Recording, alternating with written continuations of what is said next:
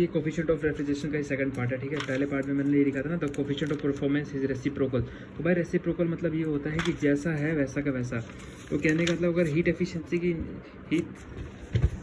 कहने का मतलब ये है कि अगर इंजन की एफिशिएंसी ज़्यादा है तो कोफिशिएंट परफॉर्मेंस भी अच्छी होगी, ठीक है। मैं ये पढ़ रहा था, ये गलत है, ये है। अब देखो, अब यहाँ पे एक नई चीज़ आती है, देखो यहाँ पे इक्वेशन दिखा रहा है, ठीक है। देखते हैं,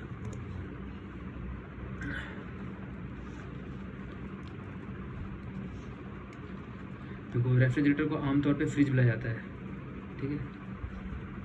ऐसा डिवाइस जो कि या तो अपने सराउंडिंग के टेम्परेचर से मेंटेन करता है या उसे ठंडा करता है। जैसे ये 25-25 मेंटेन कर रहा है या तो उसे ठंडा कर देगा। देखो कम कर दिया ना।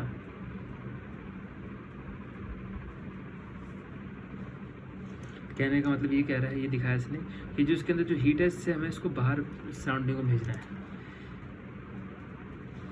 मेजर टाइम में देखते हैं हम हाइट जो बता रहा है हीट इंजन की, हॉट से कोल्ड जाता है, नॉर्मली यही होता है, ठीक है, नॉर्मली। हाँ ठीक है। Heat transfer take place according to second of thermodynamics, ठीक है। हॉट से कोल्ड पे अपने आप जा रहा है नॉर्मली।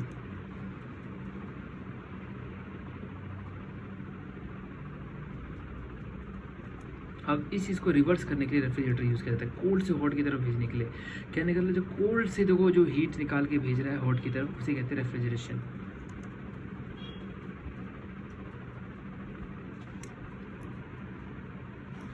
देखो समर्स में कूलिंग के लिए यूज होता है रेफ्रिजरेटर, और विंटर में हीटिंग के लिए यूज होता है रेफ्रिजरेटर। या इस चीज़ को याद रखना, ध्यान रखना, हाँ ठीक है। समर में कूलिंग करता है, विंटर में हीटिंग करता है। अब देखो इसने एक बात बोली,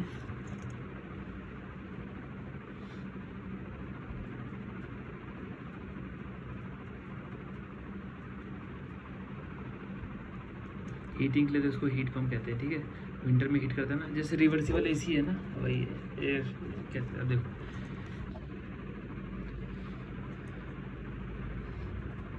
the device which in which the working substance perform cycle in the direction opposite of heat engine. देखो ये लिखा है ना, air refrigeration work on reverse Carnot cycle.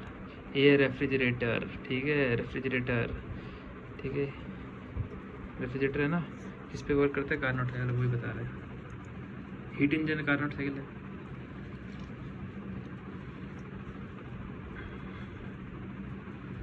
Heat engine क्या करता है, हाई टेम्परेचर का जो होता है, नॉर्मली जो भी हीट इंजन होता है वो कोल्ड में भेजता है।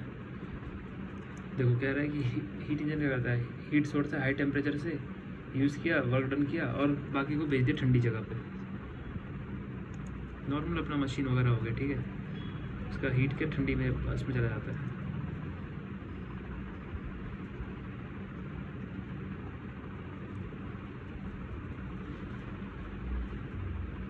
वर्किंग रेफ्रिजरेंट होता है, ठीक है, ठीक है भाई। देखो एक चीज़ तो, इसको तुम एसी से मत जोड़ो, ठीक है देव अभी, इसमें हीट इंजन उसको तो बस उसको एसी से जोड़ो, रेफ्रिजरेटर की तरफ। अब देखो इसमें क्या आएगा, इसमें हीट इंजन था, इसमें देखो इंजन कंप्रेसर होता है, कंप्रेशन जो काम करता है, लो टेम्परेचर से आया इधर से गया।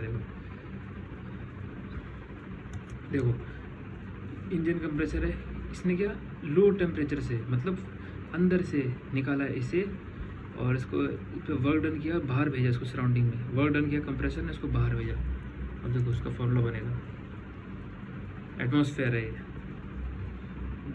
देखो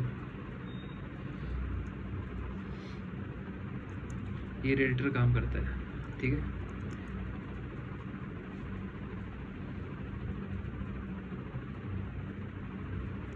अब देखो बता रहा है कि जो बाहर सराउंडिंग निकली है ना इक्वेशन, तो Q1 is equal to work plus Q2 जो इसने सिंक किया, ठीक है, इतना समझ में आ गया। अब परफॉर्मेंस बता रहा है, कोफिशिएंट ऑफ परफॉर्मेंस, वही चीज़ यहाँ पे टैप दिया। आप देखो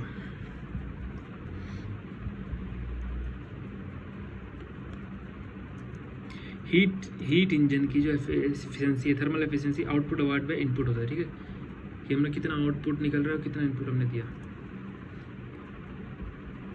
और कूलिंग में क्या होगा, heat removed work done, heat remove है वर्क डन, ये हमने पहले ही पढ़ा है ना, इसमें देखो लिखा हुआ, यहाँ पे लिखा था अब देखो हीट रिमूव कहाँ से हुआ, यहाँ से हुआ ना। अब देखो क्या कह रहे हैं, Q2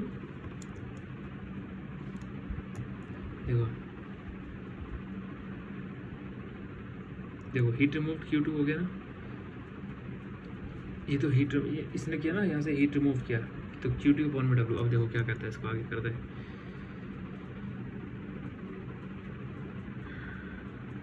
अब देखो वर्क डन क्या था हमारा, यहाँ पे वर्क डन था, वर्क डन कितना हुआ Q1 माइनस Q2 जो निकला और जितना वो हुआ, ठीक है। W अपना आ गया, ये देखो पहला क्वेश्चन ये था ना Q1 is equal to W अपन में, तो W is equal to Q1 minus Q2, तो इसका आंसर ये है। देखो ये है हमारा वो, हम इसका निकाल सकते हैं कोफिशिएंट ऑफ परफॉर्मेंस का।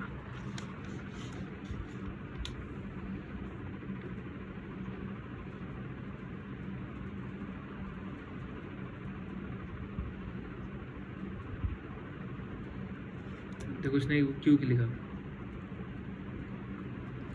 कह रहा है कि टेम्परेचर जो है टेम्परेचर डायरेक्ट काइनेटिक एनर्जी के प्रोपोर्शनल होता है। देखो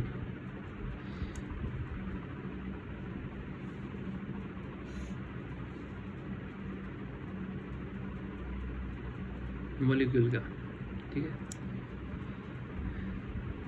समझ में आया। डायरेक्टली प्रोपोर्शनल इसलिए Q2 Q1 को T1 बाई T2 लिख दिया। अब इसने जहाँ जाता है उसकी जगह वो लिख दिया, भाई कूलिंग एफिशिएंसी आ गई। अब देखो ये हीट पंप का निकालना है, ठीक है। तो अब उसको देखते क्या होता है। Q1 plus W equal to QT और W इक्वल टू वाटर। देखो हीटिंग का है, हीट प्रोवाइडेड अपॉन में वर्क डन, कितना हीट प्रोवाइड किया, इनपुट अपॉन आउटपुट था ना। हीट प्रोवाइडेड कितना किया गया, Q1 किया गया और अपॉन वर्क डन W हो गया। अब Q1 की वैल्यू में पता है,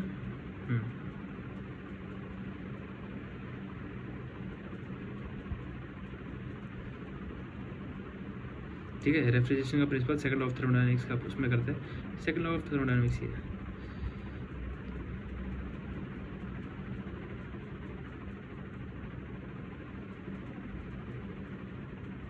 ठीक है। ये सेकंड लॉ से था। तो दैट्स ऑल, हमारा यहाँ तक हो गया कंप्लीट। अब हम पढ़ेंगे रिवर्स कार्नोट साइकिल।